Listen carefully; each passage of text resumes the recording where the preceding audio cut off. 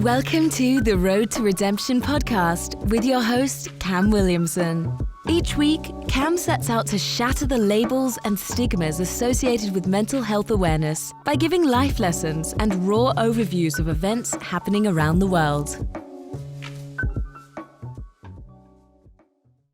What is going on, guys? Welcome back to this episode of the Road to Redemption podcast.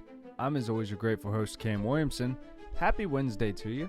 Speaking of Wednesday, I have been watching the new Netflix show Wednesday, directed by Tim Burton. I should probably quickly pull up the cast of this show because while I've fallen in love with it, I think I'm on like the 6th episode now.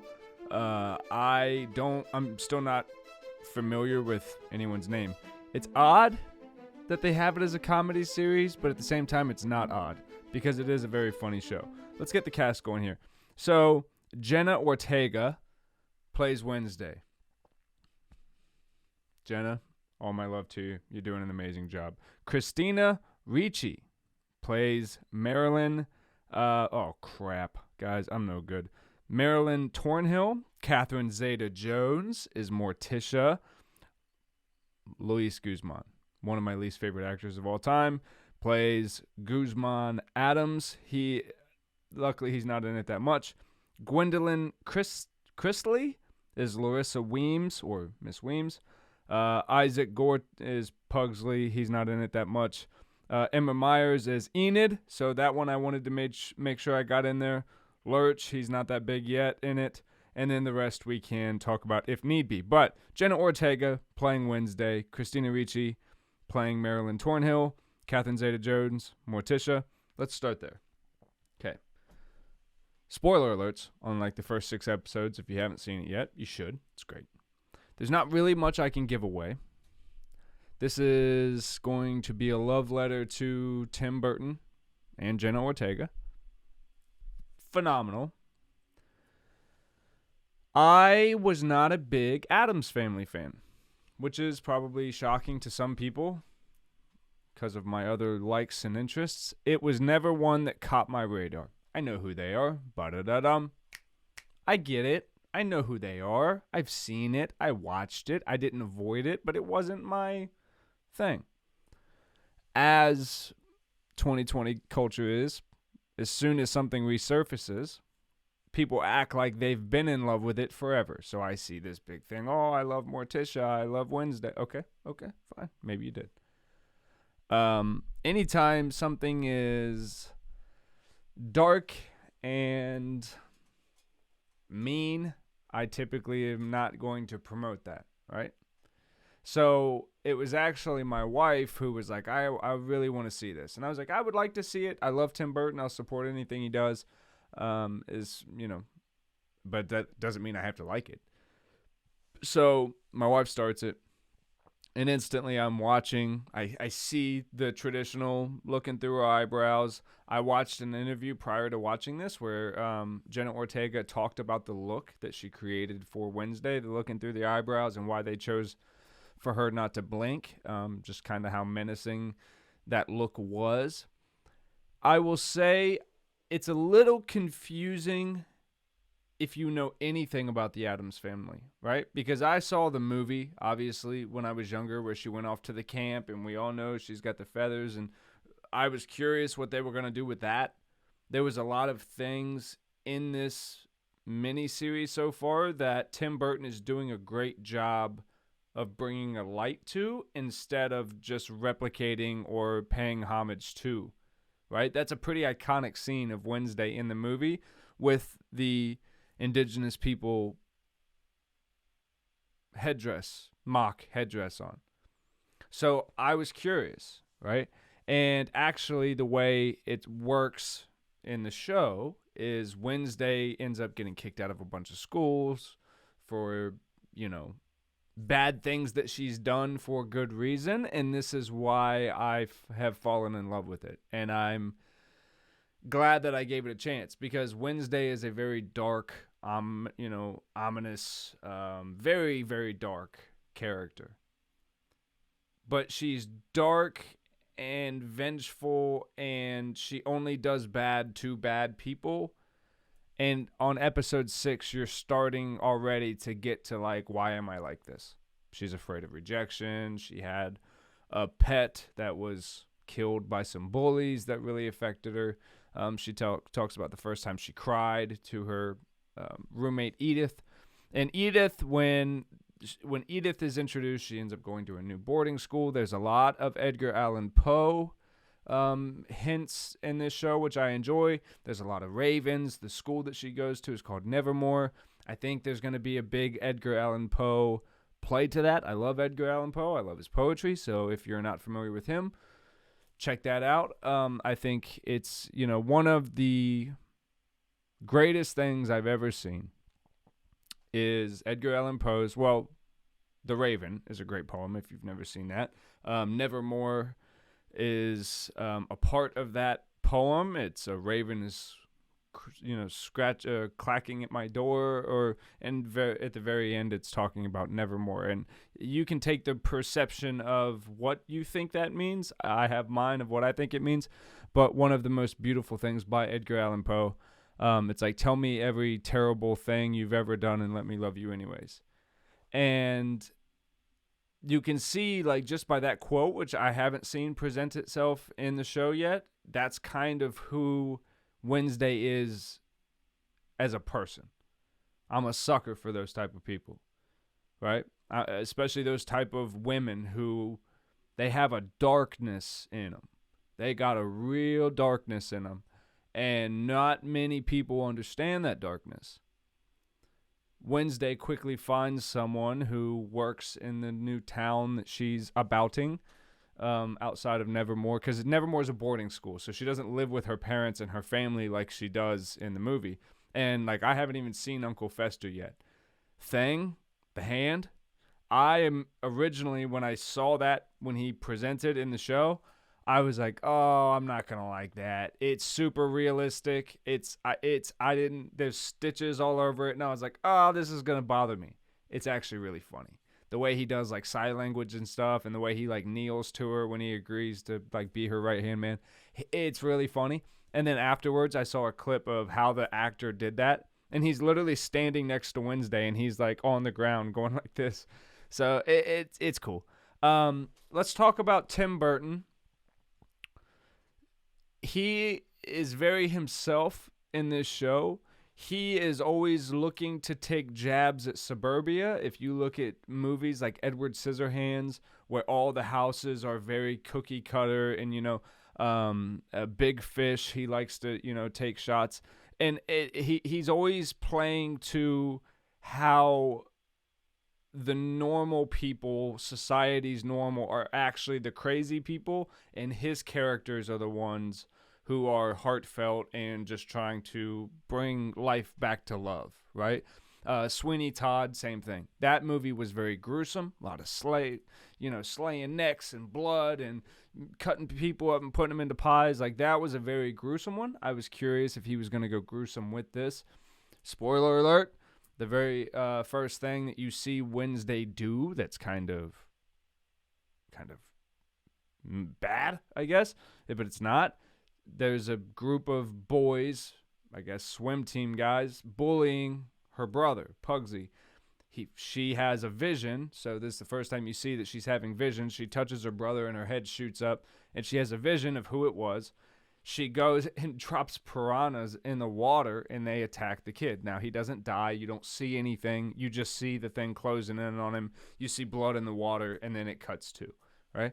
So there's some, like, I think it's episode 1 or episode 2, she has another vision of a random guy, and he, like, gets in a car accident and breaks his neck. Well, you kind of forget about that guy, and towards the end of the episode, she's driving back to the school, and Mrs. Weems, the Nevermore director, is like, oh no, a terrible car accident. I hope they're okay. And Wednesday goes, he's dead. And he broke his neck. And they drive past, and it's that guy, and his neck is all contorted. That was a little rough for my highly sensitive stomach. That I'm not good with stuff like that. I'm better with blood than I am with bones breaking and things like that. But this show has been pretty tame.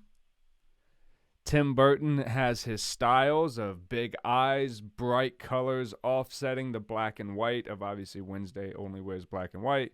But other than that, her friend Edith is a very bright and bubbly personality. When Edith was first introduced, I was like, I don't think I'm going to like this. It's going to be the obvious push and pull because they're roommates. She's black and white. Edith is everything rainbow. As very quickly they start to share connections and they become friends. Wednesday doesn't really allow herself to be called friends by anyone, but she creates a group very quickly who you can see that obviously in the beginning it's I will let you help me if it's beneficial to me and you know that. And there will be no return for you at all. Like everything with her is very stay away from me, obviously. I think it's good. I think it's a good show. It's funny. Wednesday's funny. There are some people. It's based in modern times, so they talk about like TikTok, and she's like, I have disdain for social media, and so it is based in modern time. But you forget that throughout the show. There is magic in it. When she goes to Nevermore, I still don't really understand what's going on. They try to introduce you to the cliques of people. There's like seers who are guardians of the ocean. There's stoners, and then there's werewolves, which is what Edith is. Edith is having issues turning fully into a werewolf, so she only has claws. She doesn't fully turn, and if it doesn't happen by a certain time, she's never gonna, and she'll be a lone wolf. So Wednesday is trying to help her come into her own in that way. Besides the visions, I don't really know what Wednesday is considered. I don't know. Morticia and the dad are not in it that much as of yet. I think the show overall is going to give a lot of women out there, especially, who are maybe a little darker on the inside and don't necessarily feel comfortable expressing themselves authentically in their lives. I think this show will give them a place to go and maybe find a optical and visual, that is optical and visual. I had an eye exam this morning. It gives you a very real example of someone who's standing in their own truth, in their own darkness. I think Wednesday is learning to love herself through her darkness, but I think she's very firm in who she is. She knows that darkness is there. And sure, she wants to get to the bottom of what her life is supposed to be, but she has no questions about who she is.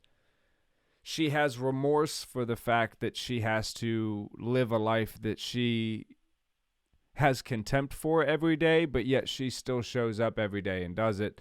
And not only that, she's a badass. Like, she's a badass fencer.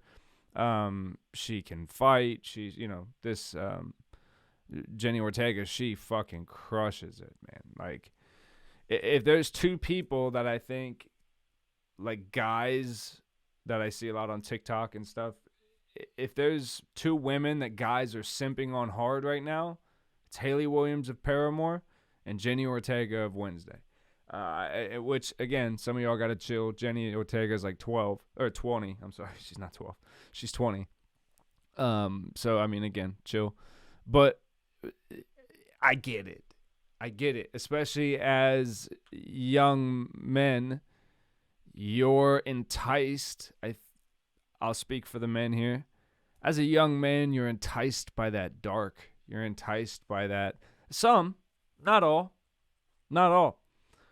I connect a lot to the character who I believe is going to be her love interest.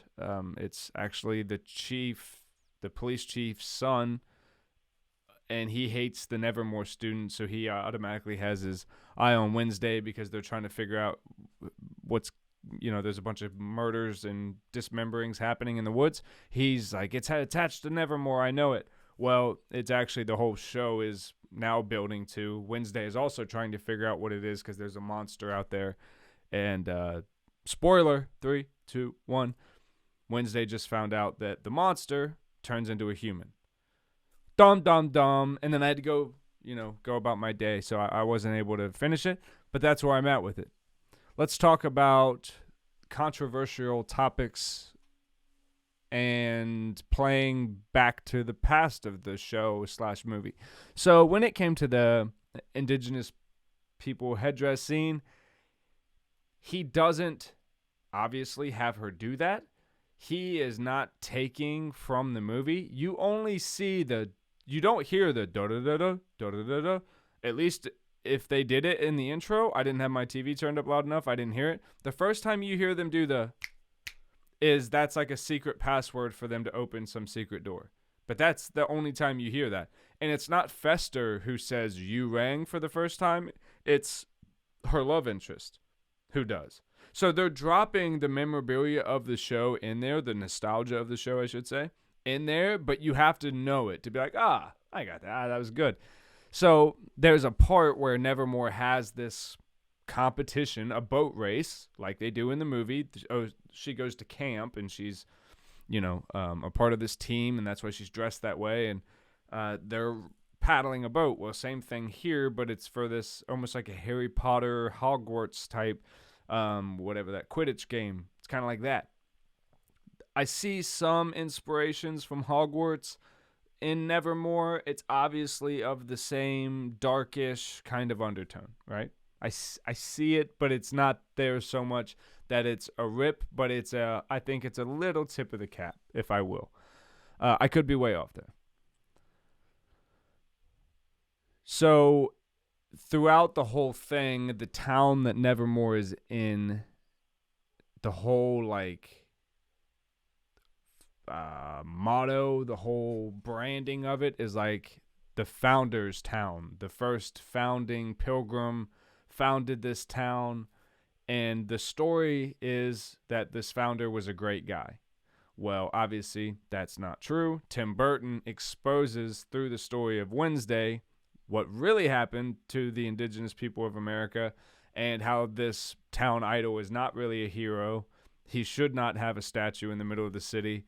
And instead of putting her in a headdress, they actually address the real history of what happened to the Native Americans. It was a cool way that he tied it all in, where you were like, that's why he's doing that. Because during this scene, she was wearing this. Now you got to see the whole scope. He's actually bringing awareness to a whole thing here, but you got to see what's going on. Tim Burton is a fucking legend, man. He's a legend. When he creates, it's enticing. And again, I didn't even want to watch this show. I didn't want to like it. I only watched it for Tim Burton. Then the credits start rolling. Music by Danny Elfman. Oh, it's Jack Skellington, ladies and gents. He did the entire score for The Nightmare Before Christmas. This guy right here. It's Danny Elfman, ladies and gentlemen. If you don't listen to that score and just get fucking jacked up, dude, no new friends here. Come on, man.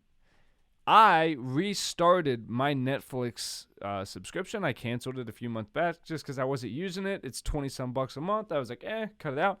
I put it back on because actually Nick Kroll's comedy special, I got it so I could see that. I got it too early and his special hadn't quite dropped yet. So I ended up waiting for Wednesday. I saw that they were like airing the trailers for it and stuff like that. And I was like, all right, that gives me something. Totally forgot about it. Then I get into the Great British Bake Off, which we talked about last week. So, your boy's streaming. I'm enjoying life. A big part of my day now, getting back to kind of what I love in life, is understanding that you have to make life enjoyable. You have to make it enjoyable, right? So my favorite thing to do now is prepare dinner for my family, have something on in the background where usually my daughter's playing one of her games or doing whatever she's doing, and preparing a meal, having something on in the background, spending some time with my kids where it's like, all right, man, shut the phone off. We're going to sit, play a board game after dinner, and then like doing my kid's bath routine, getting her settled in bed, and then like turning on something solid at the end of the night, man. I deprived myself of that for years because I thought like if I'm awake, I should be posting, finding something to edit, clip up, do this, progression, hustle, grind. And I'm like, yo, I was losing inspiration. I was losing authenticity. I was losing happiness because it was just press on, press on, press on, press on, press on. Lessons, talk about struggle, talk about this. And even me, guys, I'm like, fuck, this is exhausting. This is exhausting. I'm not that person anymore. I don't do that dumb shit anymore. I don't drink. I don't drink. I don't deal with hangovers. I don't hurt people's feelings anymore. I don't yell at people. I don't act wild. I don't try to fight people. I'm not a crazy guy who's learning from life's mistakes anymore. I'm a grown-ass man who's built a life that's unique in its challenges, sure, but I'm standing in that. And I'm making the best of my life, and I'm making life the best I can for everyone around me.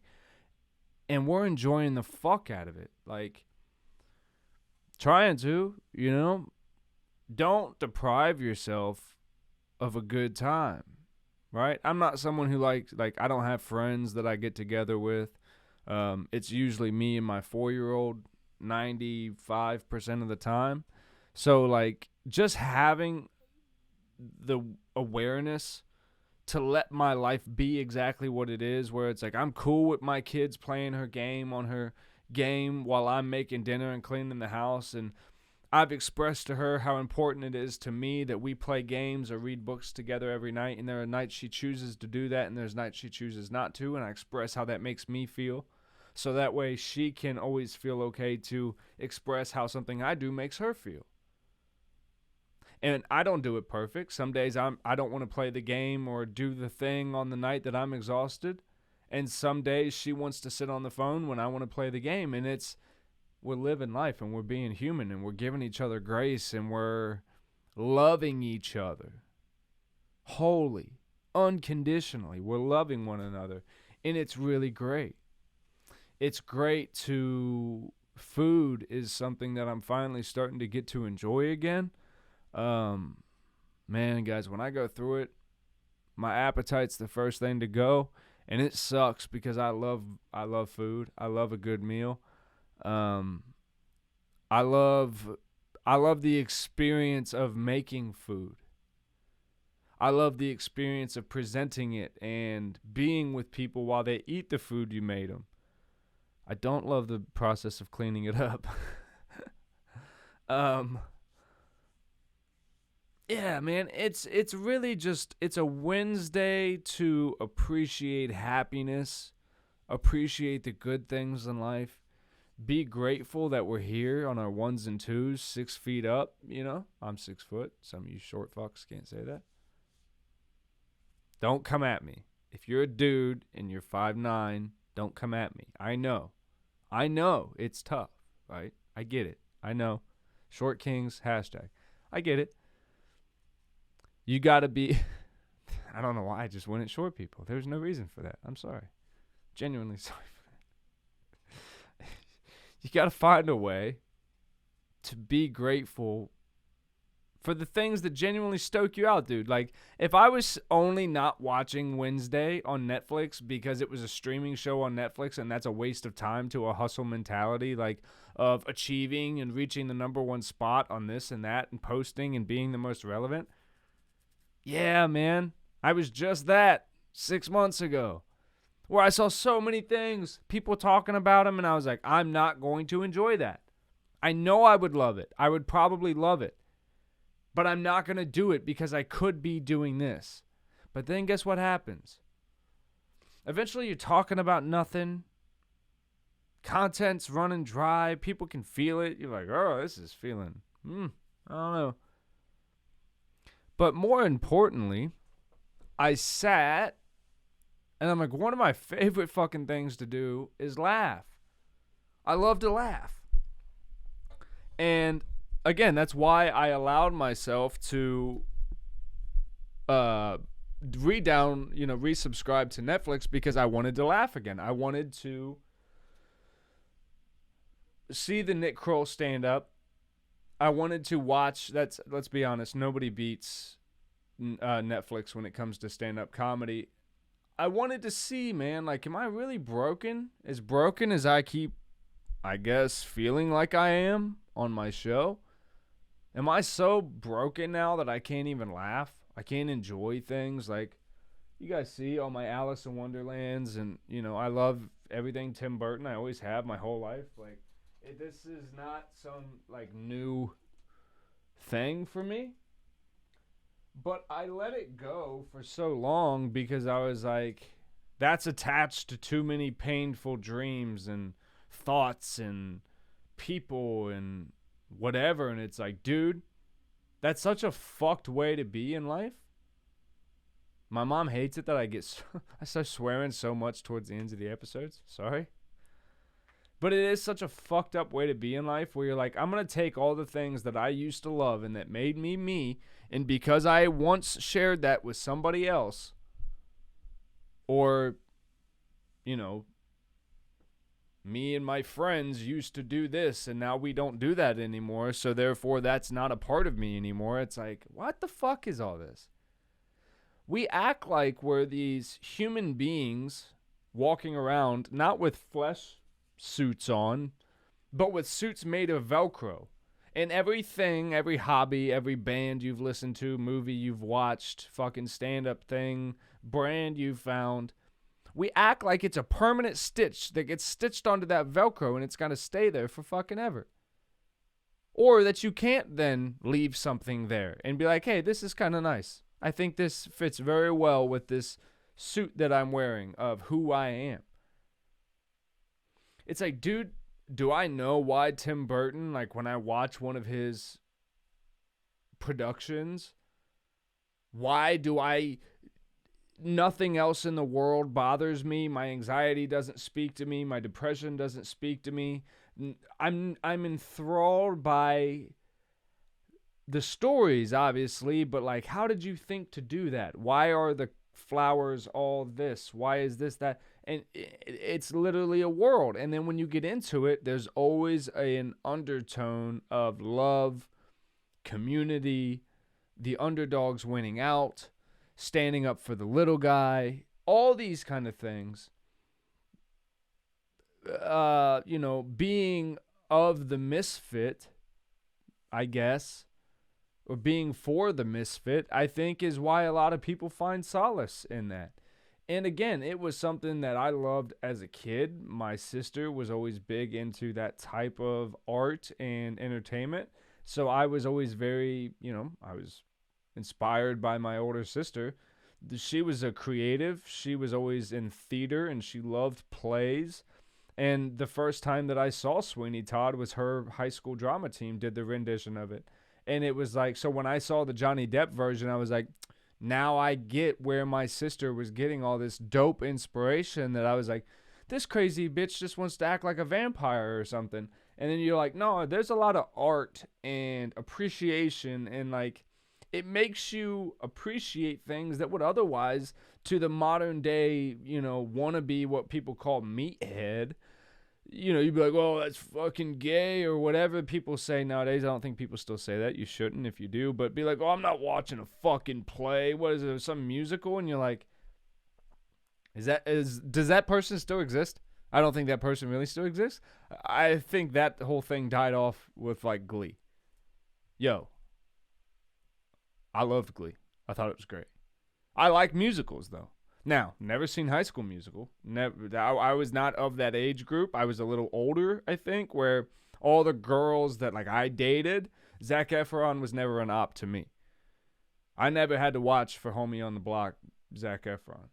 My motherfuckers that I was coming for, the dude that couldn't put a shirt on in Twilight, Robert Pattinson, big foes.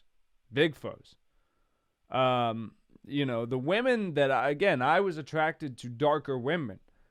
So it was the lead singer of Linkin Park was a R.I.P. Chester Benningfield?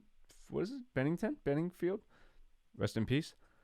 It was the perfect time for the camera to cut out because I had no fucking clue where I was going with that. If you guys couldn't tell, I got totally lost in talking about ops and talking about I felt bad for forgetting Chester's name. Yeah. But anyway, it's all been fantastic. Life is good if you're willing to go live it. And since this video has cut out, that means that we're over 25 minutes. I'm out of things to talk about. Do I want to hang out with you guys? Sure. Maybe we could do a live. If you guys want to let me know, if someone's made it all the way to the end of this video and you want me to do a live where we can engage with each other tomorrow, maybe I'll do one of those before the weekends. If not, go ahead and thumbs up the video, subscribe. I know this one's kind of all over the place. I hope you guys are liking these more random rambling ones. It's a solo episode almost every time, so try to keep it light, man. I'm kind of over the guy that struggles. I'm not struggling. And a lot of that is just a men's mindset of if you allow yourself to be happy, you're going to be happy. I think that's ultimately what I was getting at. But again, as Wednesday and as Edgar Allan Poe and as Tim Burton and Jack Skellington and all these characters will remind you it's okay to be dark and broken and a misfit and an outcast and you're hurt and you're bitter and you're resentful and you have contempt. But you also have love at the very deepest part of your core and people that are willing to look through that dark and appreciate the humor and the why it's there. And they love it. They don't just deal with it. They don't just, oh, that's just unfortunately the way they are. Sometimes it's like, nah, man, I love you. I love you so much because I know why you wear all that pain. I know why you project. I know why you hide. I know you better than anyone. And that is the love that everyone is looking for in life. I think that's why when you see Tim Burton fans, you'll also find hopeless romantics. Everyone's favorite thing of Jack and Sally is Simply Meant to Be. The very last part of the movie when two friends, the entire movie, they just describe themselves as friends, and then at the very end, Jack realizes, oh, it was you this whole time that I leaned on, and you were trying to guide me, and you were trying to teach me the right way to go. I've always loved you, and I just didn't know how to be that. I was so caught up in my own thing and trying to make Christmas, Halloween, and Halloween special, and I was trying to go out and get the world. And now, it's clear to see we're simply meant to be, and it's like, wow. And Sally had to, stitch herself back up over and over again and escape captivity. And Jack was the man about town. He was all over, he's the Pumpkin King. But internally, he was dead inside because he wanted to be happy. He was the king of darkness, but he wanted to be happy. And Sally was as happy. So it's like, and a lot of people don't even get that. They watch it as a silly kids movie, and they're like, no, man, Tim Burton doesn't make silly kids movies. It's not the way he rolls. It might appear that way, but watch Corpse Bride. Like, if you've never seen The Big Fish, go check it out. James and the Giant Peach is one of my least favorites, but that was a solid movie too, from back in the day. If you didn't watch that growing up, I don't know what you were watching. You got the Beetlejuice, you could watch that. You got the Alice in Wonderlands, highly recommend that. And again, this whole episode is just kind of a love letter to Tim Burton and the inspiration that I pull from him and the gratitude that I have that I've gotten back to a place where I allow myself to do so. So I hope whatever it is that inspires you guys and does that for you, I hope you allow yourself to enjoy it to the fullest. I love you guys so much. I'll see you in the next episode.